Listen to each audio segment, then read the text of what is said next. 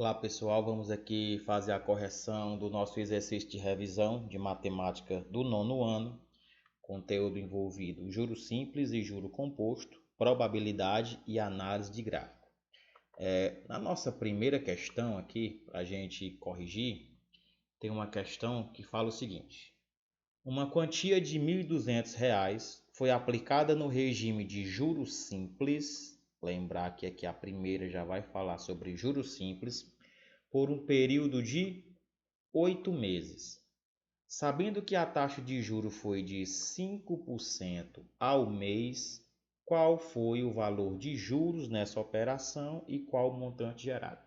Então aqui é uma questão de juros simples e para você possa fazer na prova uma questão desse tipo, o ideal é que você retire os dados da questão. Então, a quantia de R$ 1.200. Então, o valor envolvido aqui é o capital, tá certo? Então, para essa questão aqui, o capital aí envolvido é de R$ 1.200, tá certo? Então, capital aqui 1.200. O período de 8 meses, então o tempo aí envolvido foram 8 meses de aplicação. Então, 8 meses, certo? 8 meses. A taxa de juros, então, a letra I, que é a taxa de juros, foi de 5%. Então, aqui, ó, 5%. Lembrar que essa taxa foi 5% ao mês. Então, vamos colocar A.M, e vai indicar que é ao mês. E ele quer saber o seguinte: qual foi o valor de juros? Então, ele não sabe quanto é os juros, quer que você calcule. Ele quer descobrir aí quanto vale os juros e também quanto foi o montante, tá certo? Também você vai ter que dizer quanto foi o montante aí. Então, para que a gente tenha esses valores aqui e a gente calcule os juros, né, no regime de juros simples, a fórmula é o seguinte: então, juros é igual ao capital vezes a taxa de juros vezes o tempo. É o famoso J-CIT. Juros é igual ao capital vezes a taxa de juros vezes o tempo. Então, juros vai ser igual. O capital é o valor envolvido. Nesse caso aqui, 1.200. Então, eu vou pegar aqui os 1.200. 120, 1.200. E vou multiplicar pela taxa de juros. A taxa de juros aqui é 5%, certo? Só que não vai para cá 5%. Nós vamos colocar aqui a fração, certo? Então, 5% em fração é 5 sobre 100, tá certo? É 5%, 5 sobre 100. Lembrando que aqui também eu poderia colocar o decimal, ou seja, 5 dividido por 100, que seria 0,05. Mas para essa questão aqui, vocês vão ver que é mais fácil com a fração, tá certo? Vezes o tempo, e nesse caso aqui o tempo são 8 meses. Lembrando a vocês o seguinte, que o tempo e a taxa de juros tem que estar na mesma unidade, ou seja, se o tempo está em meses, a taxa de juros tem que estar ao mês. Se o tempo estiver em anos, a taxa de juros também tem que estar em anos. Então, quando você tiver uma informação que não é a mesma, na mesma unidade, você tem que converter. Por exemplo, se aqui fosse dias e aqui fosse meses, você teria que converter ou tudo para meses ou tudo para dia, certo? Então, continuando, eu tenho agora 1.200 vezes 5 vezes 8 dividido por 100. Por que que é mais interessante você fazer aqui com a fração? Porque esses dois zeros aqui que estão multiplicando, eu consigo cancelar com esses dois que estão dividindo. Ou seja, 1.200 vezes 5 vezes 8 dividido por 100 é a mesma coisa que 120 vezes 5 vezes 8 dividido por 10. E a mesma coisa que 12 vezes 5 vezes 8 dividido por 1. Então, como eu consigo cancelar esses dois zeros aqui que estão multiplicando com esses dois que estão dividindo, vai ficar mais fácil. Então, a conta aqui, na verdade, vai ser 12 Então, aqui vai ser 12 vezes 5. Então, aí vai ser 12 vezes 5. O resultado que der, vezes 8, né? Como eu vou dividir para 1, nem precisa colocar essa divisão aqui embaixo, certo? Então, 12 vezes 5. 12 vezes 5 vai dar 60. E agora eu vou fazer 60 vezes 8. Então, aí 60 vezes 8. 8 vezes 0 vai ser 0. E 8 vezes 6 é 48. Então, aí de juros, vocês estão vendo aí que nesse regime aí, nessas condições, vai ser R$ 480 de juros, né? Então, nós já respondemos aqui a primeira pergunta, que pergunta quanto é o juro. Então, quanto é que vai gerar, né? Quanto que vai render de juro nessa operação? R$ 480.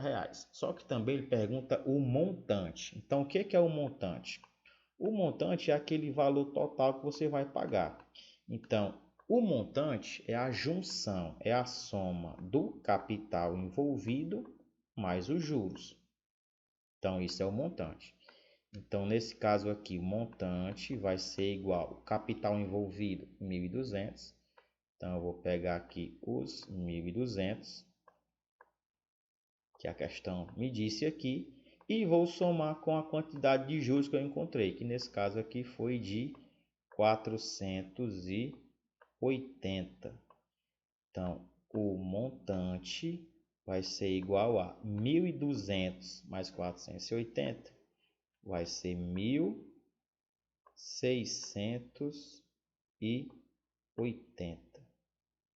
Então, aí o valor do montante. Então, a questão aí pediu que você calculasse o valor de juros, a gente encontrou. Achando os juros, a gente encontra o montante.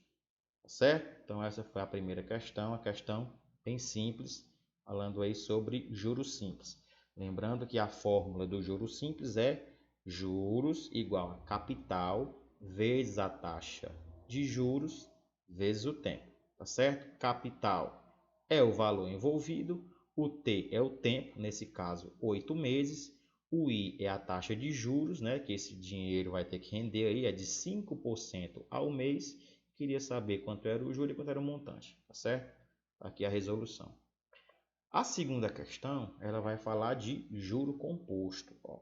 Aplicando R$ 600 no regime de juros compostos por um período de 3 meses a uma taxa de 30% ao mês, irá gerar um montante de... Então, aqui, vamos pegar os dados. Aplicando R$ 600, então esses R$ 600 aí vão ser aí os nossos, quer dizer, o nosso capital, né? O nosso dinheiro aí. Então, nesse caso, o capital é R$ 600. O período, o tempo que ele disse aí, são 3 meses, né? Vou colocar só o 3 aqui, mas saiba que são 3 meses. A taxa de juros, né? Que é a letra I, é 30% e é 30% ao mês. Então, como está na mesma unidade, vou colocar só o valor aqui, ó, 30%. E ele está perguntando o seguinte, irá gerar um montante de quanto? Então, ele quer saber o montante, tá certo? Então, a fórmula, o jeito que se calcula juro composto, não é a mesma que se calcula juros simples, tá certo?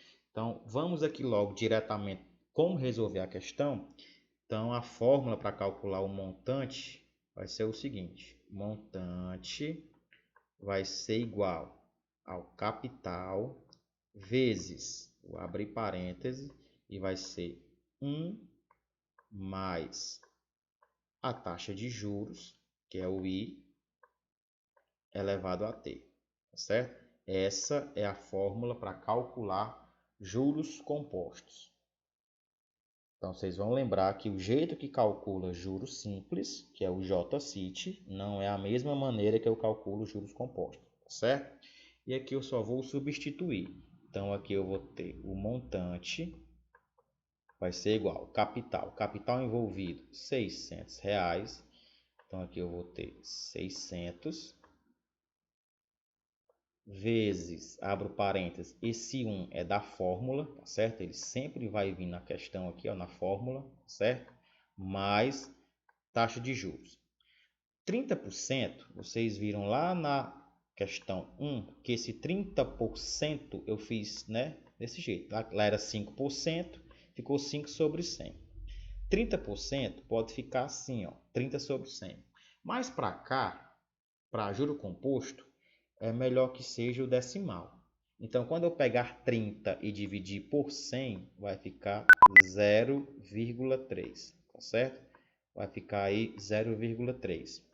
Então, a gente vai resolver com o decimal, porque fica mais fácil para esse tipo de questão, tá bom? Então, aqui vai ser 0,3 elevado ao tempo. E ao tempo aqui, ó, são 3 meses. Então, eu vou colocar o 3 aqui, ó.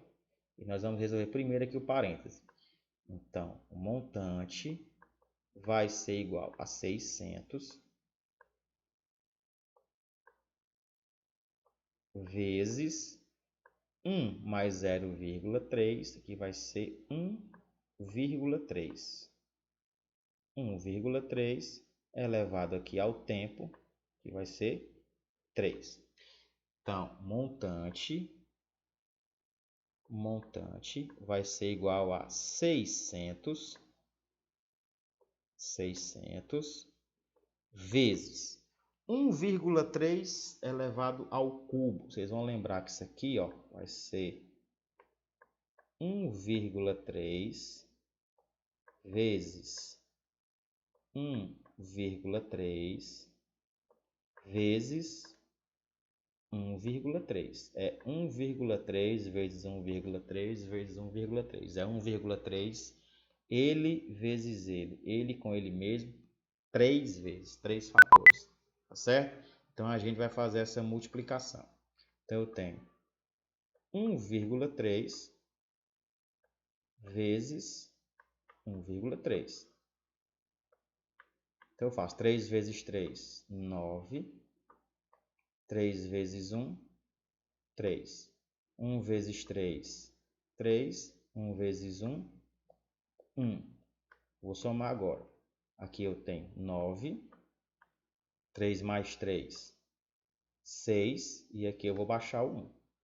Dois valores após a vírgula, eu vou deixar 2 também para lá. Ou seja, deu 1,69. E o que é que eu vou fazer agora? Eu vou pegar o 1,69 e fazer vezes 1,3. Tá certo? Só voltar aqui. Então, eu tenho 1,69, que é aquilo que deu de resposta. Então, eu tenho 1,69 vezes 1,3. 1,3. E vamos fazer aqui, ó. 3 vezes 9 vai dar 27. Aqui vão 2. Então, 3 vezes 9 dá 27, vão 2. 3 vezes 6 dá 18. 18 mais 2, 20. 0. Aqui vão 2. 3 vezes 1, 3. Mais 2, 5. Fazendo com 1. 1 vezes 9 vai ser 9. 1 vezes 6 vai ser 6. E 1 vezes 1 vai ser 1. Somando, eu tenho 7. 9, né? 0 mais 9, 9. 5 mais 6, 11. 1. E aqui vai 1. 1 mais 1, eu tenho 2. 1, 2, 3. 3 valores após a vírgula, também vou deixar 3. Então, eu tenho aqui 2,197, certo? Então, tomar bastante cuidado quando for fazer essas multiplicações, tá certo? Por que eu fiz ele com ele mesmo 3 fatores? Porque eram 3 meses. Se fossem 2, era ele com ele mesmo. Ele 2 vezes, tá certo? Se fossem 5 meses, era ele com ele mesmo 5 fatores, tá certo? Então, eu encontrei aí... deixa eu ver aqui. 2, né? Só corrigir aqui. 2,197. 2,197. E o que é que eu vou ter que fazer agora? Vou fazer essa multiplicação aqui, tá certo? Vamos só limpar aqui.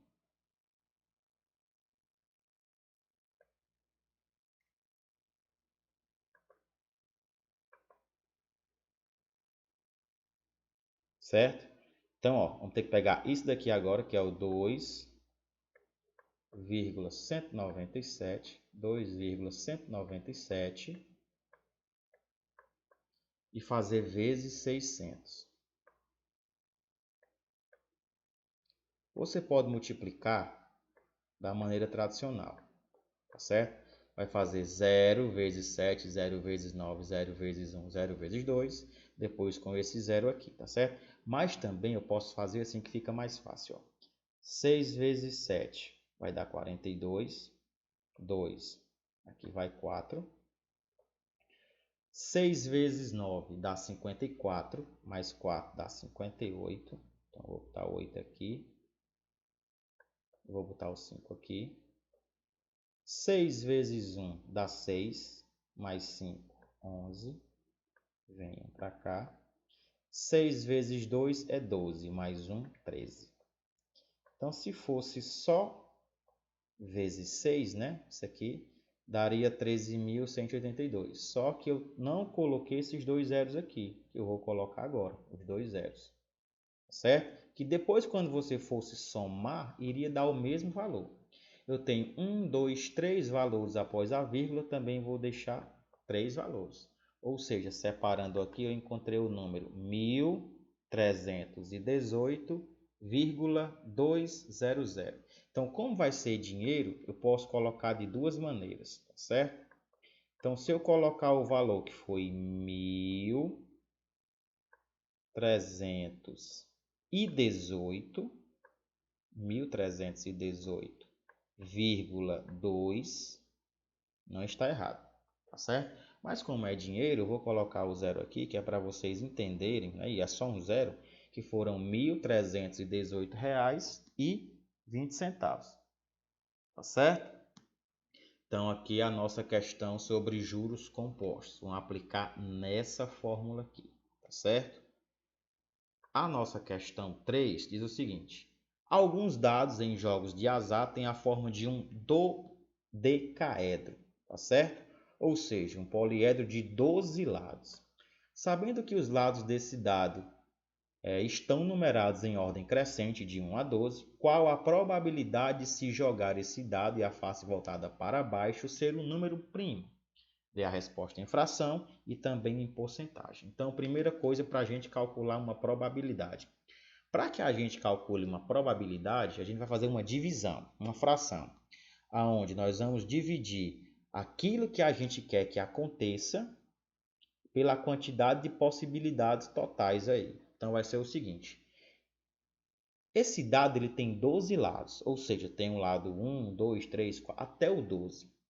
Só que ele quer que você calcule a probabilidade, quando ele jogar o dado, a face voltada para baixo ser um número primo. Ou seja, do valor de 1 até a 12, eu tenho que tirar só aquilo que me serve, ou seja, só que é número primo. Então, meu espaço aqui, que eu vou chamar de S, aquilo que vai me servir, eu vou descobrir desses valores aqui quem é que é número primo.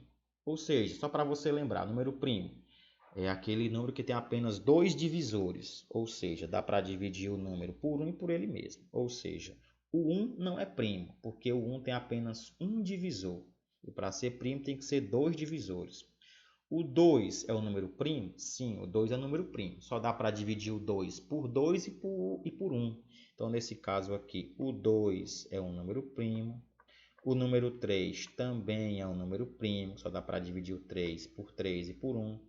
O número 4 não é um número primo, porque o 4 dá para dividir por 4, dá para dividir por 2, dá para dividir por 1.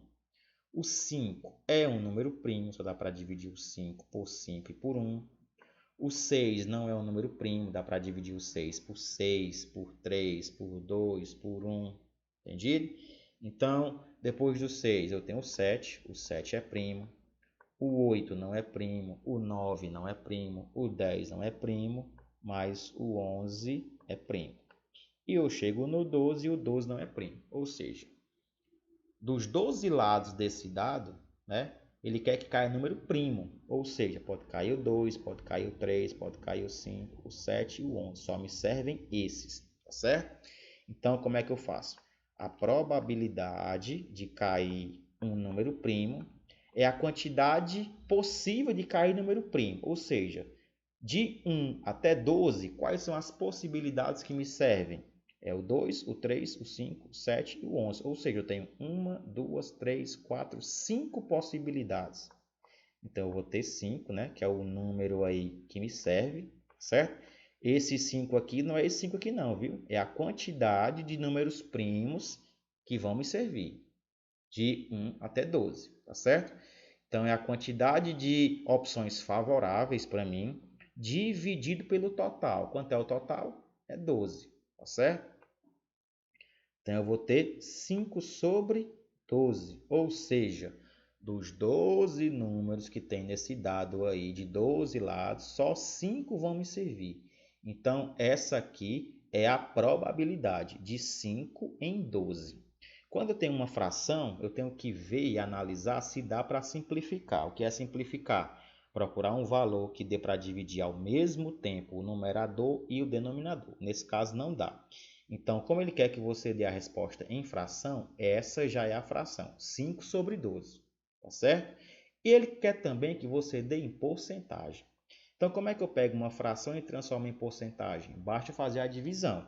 Não é 5 sobre 12? Então, basta eu pegar o 5 e dividir por 12, né? Porque uma fração é uma divisão.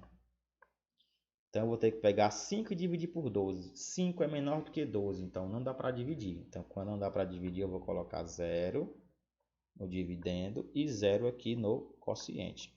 50 para dividir por 12. Então, eu vou procurar um valor aí que vezes 12 não passe de 50, né? Não tem que dê exato. Então, como não tem, tem que ser o que não passa. Então, nesse caso aqui vai ser o 4. Porque 4 vezes 12 vai dar 48. E 48 para chegar em 50, vão faltar 2.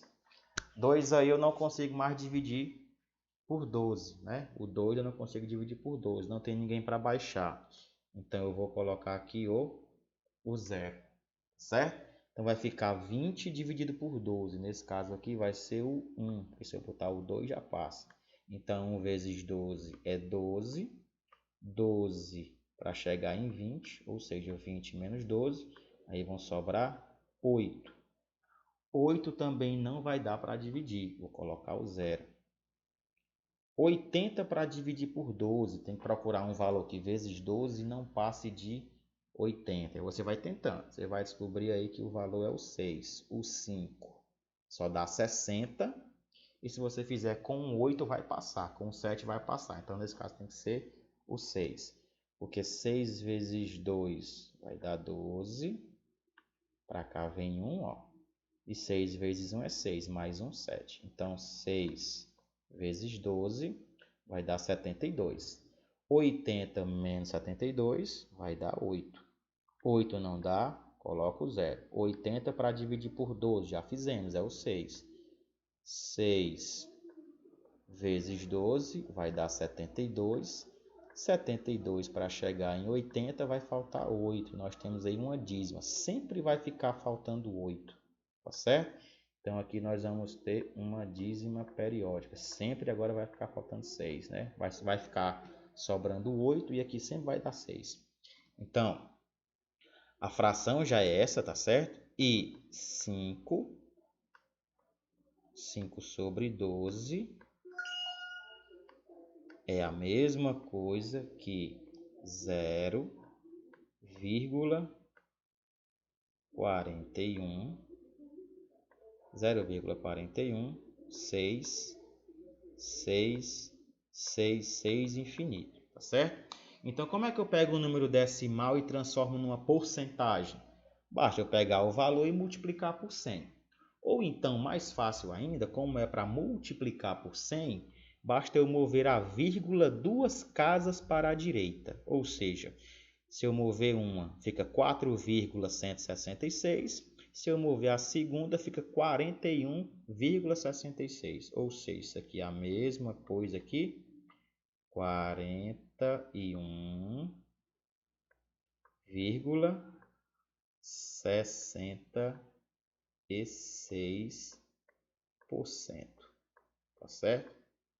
A resposta tanto em fração, como ele pediu, como também em porcentagem.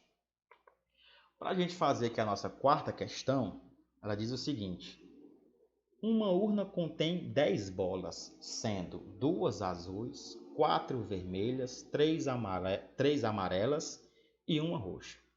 Qual a probabilidade de se retirar uma bola azul e, em seguida, uma bola amarela com reposição da primeira bola retirada? Então, primeiro nós vamos calcular a probabilidade de se retirar uma bola azul, ou seja, tem quantas azuis? 2. Então, aqui vai ser 2. De um total de quantas bolas? Aqui falou, ó, de 10 bolas. Então, a probabilidade de eu retirar uma bola azul é de 2 em 10, certo? E esse I vai virar uma multiplicação, porque ele tem outro evento aí para acontecer. E em seguida uma bola amarela. Tem quantas bolas amarelas? São 3. Tá certo? São 3 bolas. De um total de quantas? De 10. Por quê? Porque ele disse que ele ia repor a primeira bola. Ele vai ter aqui a urna. Imagine aqui uma urna. E nessa urna aqui tem 10 bolas. Então ele retira a primeira bola. Só que para pegar a segunda, ele devolve a bola que ele retirou. Então, se aqui tinham 10 bolas, quando ele retira, ficam 9. Mas como ele vai tirar outra bola, ele repõe a bola aqui dentro e continua as 10, tá certo? Então, aqui vai ser 3 de 10. E o que é que eu vou fazer agora? Vou fazer a multiplicação, né? Eu poderia simplificar logo aqui o 2 sobre 10? Poderia, mas vou fazer depois. Então, multiplicação de fração. Numerador com numerador, denominador com denominador. Então, 2 vezes 3... 6, 10 vezes 10, aí nós temos como resposta 100, tá certo? Ou seja, para acontecer esse evento aqui de retirar uma bola azul e em seguida colocar a bola na urna e retirar de novo e ser uma bola amarela, é de 6 em 100, que eu ainda posso simplificar. 6 sobre 100 são dois números pares. Eu consigo dividir por 2, né? Sempre que você tiver uma fração, você pode fazer... como é que eu posso falar? Você pode simplificar essa fração, né? Você vai ver se dá para você encontrar um valor que ao mesmo tempo dê para dividir o numerador e o denominador. Então, como 6 e 100 são pares, dá para dividir por 2. 6 para dividir por 2 vai ser 3. E 100 para dividir por 2 vai ser 50. 6 sobre 100 e 3 sobre 50 é o mesmo valor, certo? Então, se a questão tiver pedido em fração, está aqui a fração, tá certo? Se lá na alternativa não tiver a fração, o que é que você vai fazer se tiver a porcentagem? Vai fazer a divisão, tá certo? Basta fazer a divisão. Então, vamos fazer aqui, ó. Eu tenho 3... que eu vou dividir por 50. 3 dividido por 50. Você está vendo que o 3 é menor, não vai dar para dividir. Então, eu vou colocar um 0 no dividendo, um 0 no quociente e a vírgula. 30 dividido por 50 ainda não dá. Então, eu vou colocar mais um 0 e mais um 0 aqui, ó. E agora ficou 300 para dividir por 50. 300 dividido por 50, eu posso cancelar esse 0 aqui com esse. E 300 dividido por 50 é a mesma coisa que 30 dividido por 5. E nesse caso é 6, né? Porque 6 vezes 5 aqui vai ser 30. 30 para 30, resto 0. Tá certo? Ou seja... 6 sobre 100, que é a mesma coisa que 3 sobre 50, é a mesma coisa que 0,06. Tem um decimal para transformar numa porcentagem, basta eu mover a vírgula duas casas. Movo a primeira, fica 0,6. Movo a segunda, fica 6. Ou seja, 6 sobre 100, que é a mesma coisa que 3 sobre 50, que é a mesma coisa que 0,06, também em porcentagem é 6%. Tá certo? Então, dependendo do que a questão peça, se lá tiver em fração, você vai na fração irredutível. Se tiver a porcentagem, basta dividir, depois multiplicar por 100 que você encontra a porcentagem, certo? A letra B vai perguntar o seguinte: qual a probabilidade de se retirar uma bola roxa e em seguida uma bola amarela sem repor na urna a primeira bola retirada? Diferença da letra A para a letra B. Ele tira a primeira bola, só que ele repõe essa primeira bola dentro da urna. Aqui ele não repõe, tá certo? Então vamos ver aqui, ó. Primeira coisa, ele quer que seja o quê? Que seja uma bola roxa. Tem quantas bolas roxas? Só uma. Então aqui vai ser uma de um total de quantas? De 10. É uma de um total de 10. E esse I vira uma multiplicação. E ele quer que se retire uma bola amarela. São quantas amarelas? 3. Então aqui vão ser 3. De um total de quantas? Né? Não vai ser 10. Por quê? Porque se tinha 10 bolas e ele retira uma da urna, e ele está dizendo que ele não vai repor, então aqui só ficam 9 bolas, tá certo? Então por isso que aqui não pode ser 10, aqui vai ser 9. Porque ele está dizendo aí que ele vai retirar a primeira e ele não vai repor essa bola. Então você faz 1 vezes 3 vai ser 3. E 10 vezes 9 aqui vai ser 90. Então 3 sobre 90. Lembrando que eu poderia simplificar aqui também, ó, mas eu vou simplificar aqui. Então 93 dá para dividir os dois valores aí por 3, tá certo? E sempre simplifica assim, procura um valor que dê para dividir os dois ao mesmo tempo. Então 3 para dividir por 3 aqui vai ser 1, certo? E 90 para dividir por 3, aí vai ser 30. Ou seja, uma chance em 30 disso daqui acontecer, ó, tá certo? Se tiver na fração, se a resposta lá na prova for a fração, você já tem aqui a fração, né? E não dá mais para simplificar. Quando você encontra o 1 aqui, né, já está uma fração irredutível. Mas poderia também pedir em porcentagem. O que é que você iria fazer? Iria fazer a divisão de 1 dividido por 30. 1 dá para dividir por 30? Não, não dá. Então eu coloco aqui um zero no dividendo, um zero no quociente e uma vírgula. 10 para dividir por 30 ainda não dá. Então mais um zero no dividendo vai ficar 100 e mais um zero aqui, ó.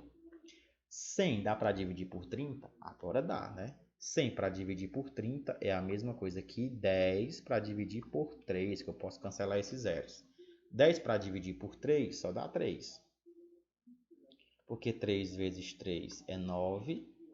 9 para 10 vai ficar sobrando 1. 1 não dá para dividir, coloco 0. 10 para dividir por 3 vai ser 3. Porque 3 vezes 3 é 9. 9 para 10 vai faltar 1. Né? E sempre agora vai ficar faltando 1, ó, tá bom? Sempre vai ficar faltando 1, porque eu vou ter de novo aqui mais uma dízimo. Ou seja, 1 para dividir por 30, isso daqui é a mesma coisa que 0,033. Se eu quisesse colocar outro 3 também daria, tá certo? Porque esse aqui é sem infinito. E para transformar numa porcentagem, basta eu mover a vírgula 2 casas. Vai parar bem aqui, ó. Ou seja, nesse caso aqui vai dar 3,3, que também poderia ser 3,33, 3, tá certo? Deixa eu só ajeitar aqui esse 3,3%, que a gente transformou aí numa porcentagem, tá certo? Ou seja, se pedir em porcentagem, tá aqui a porcentagem. Se pedir em fração, está aqui a fração, tá certo? Lógico que lá na prova não vão ser os mesmos valores, mas o jeito de fazer é o mesmo, tá certo? E para a gente terminar aqui a quinta questão, eu pedi o seguinte, ó. Elabore um gráfico de barras a respeito de sua rotina de estudos, com o título Quantidade de horas diárias dedicadas ao estudo. Faça um gráfico e especifique a quantidade de horas que você dedica ao estudo em cada dia da semana. Após construir o gráfico, faça algumas análises interpretativas sobre ele. Então aqui eu tenho o gráfico, né, com o título Quantidade de horas. E aqui eu tenho os dias da semana, segunda, terça, quarta, quinta, sexta, sábado e domingo, né? Esse gráfico aqui eu criei aleatório, só para a gente explicar, tá bom? Lá na prova vai ter o gráfico, né, de uma outra pesquisa que vocês vão analisar. Então, a análise de gráficos é muito simples. Então, aqui eu escolhi aqui um aluno hipotético e fiz o seguinte. Dia de segunda-feira, né? Ele estuda aí mais ou menos aí, ó, tá entre 4 e 5, né? Entre 4 e 5 horas, ou seja, 4 horas e meia, né? Na terça, ele só estuda 3 horas. Na quarta, ele estuda 5 horas. Na quinta, tá entre o 2 e o 3, ó. Vamos dizer que é 2 horas e meia. Na sexta, apenas 1 hora. No sábado, né? Mais ou menos aí meia hora, tá entre o 0 e o 1. E domingo ele não estuda. Então, o que você iria fazer de análises interpretativas sobre esse gráfico? Então, você poderia analisar da maneira que você quisesse. Por exemplo, você poderia se perguntar qual é o dia mais dedicado ao estudo durante a semana, né? Nesse caso, qual é o dia mais dedicado? É aquele dia que tem uma maior quantidade de horas, que nesse caso aqui seria a quarta-feira. Qual é o dia menos dedicado ao estudo? Nesse caso aqui seria o domingo, né? Que o domingo ele não estuda. Poderia perguntar também qual era o segundo, qual é o segundo maior dia dedicado ao estudo? O segundo maior é a segunda-feira, né? Terceiro maior, a terça-feira. O segundo menor seria quem? Seria o sábado, né?